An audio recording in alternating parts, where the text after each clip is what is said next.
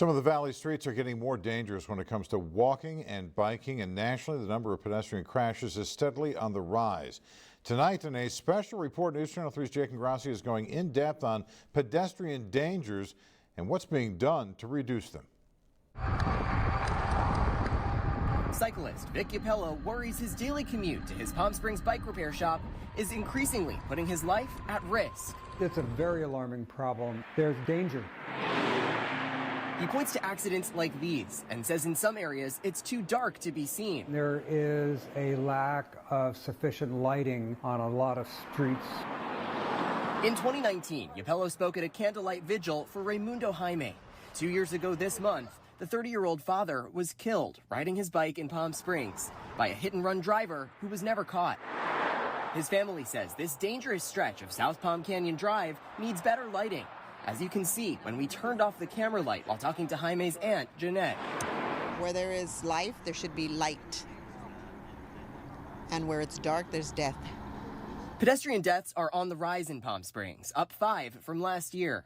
In Desert Hot Springs, 2 pedestrians killed in both 2020 and 2019. The city says it was dark for 8% of Desert Hot Springs accidents since 2017, with 4% in areas with no streetlights. In Indio, cars struck and killed 3 pedestrians last year. This year's on track to tie that, with at least 3 deadly crashes so far, and still a couple months to go. They need to be careful at night. Indio police officer Ben Gatron says darkness played a role in some of those crashes. Majority of them have been in the evenings, early morning as the sun coming up, but some have been during the day. And some of them have been a decision upon the person being at the wrong place at the wrong time and then being struck by a vehicle.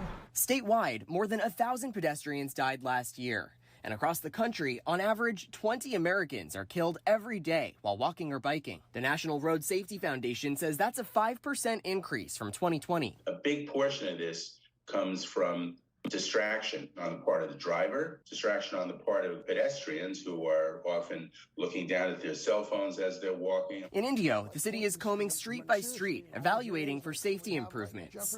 But like anything, it takes time, planning, and money. It's a pretty major project.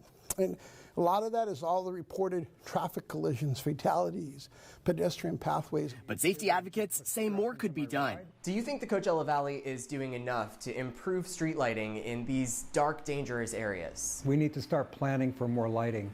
We need to start planning for more crosswalks. And I know those lit crosswalks are expensive, but we need to begin to budget for more of those because we still have too many pedestrian fatalities, too many cycling fatalities, and we have too many dark streets.